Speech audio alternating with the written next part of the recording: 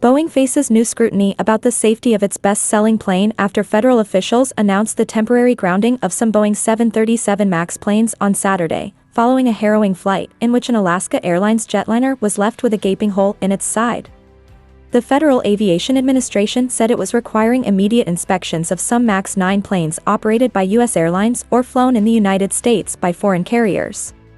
The FAA's emergency order will affect about 171 planes worldwide, is the latest blow to Boeing over the MAX lineup of jets, which were involved in 2 deadly crashes shortly after their debut. Recently, a fuselage panel blew out on an Alaska Airlines Boeing 737 MAX 9, 7 minutes after takeoff from Portland, Oregon. The rapid loss of cabin pressure pulled the clothes off a child and caused oxygen masks to drop from the ceiling, but miraculously none of the 171 passengers and 6 members were injured. Pilots made a safe emergency landing. Hours after the terrifying incident, Alaska Airlines announced that it would ground its entire fleet of 65 MAX 9 for inspections and maintenance.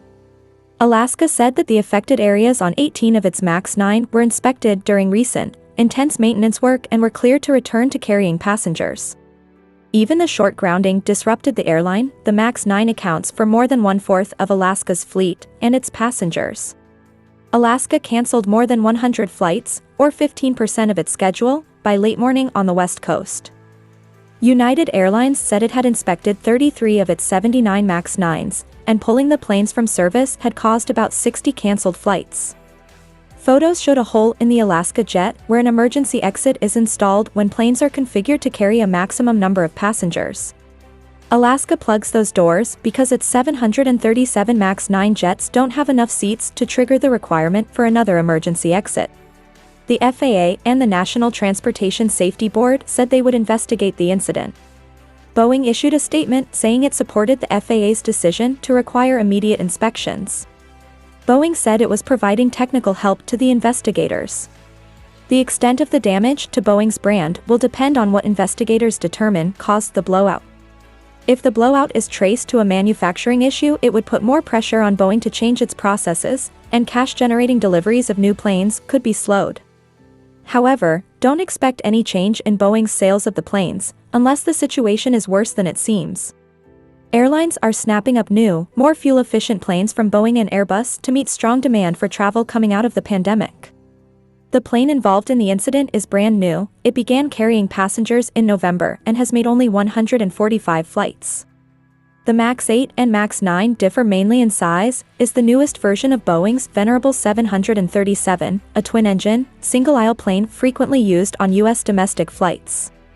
More than a decade ago, Boeing considered designing and building an entirely new plane to replace the 737. But afraid of losing sales to European rival Airbus, which was marketing a more fuel-efficient version of its similarly sized A320, Boeing decided to take the shorter path of tweaking the 737, and the MAX was born.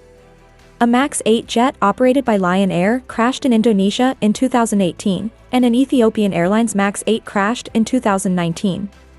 Regulators around the world grounded the planes for nearly 2 years while Boeing changed an automated flight control system implicated in the crashes. Federal prosecutors and Congress questioned whether Boeing had cut corners in its rush to get the MAX approved quickly, and with a minimum of training required for pilots.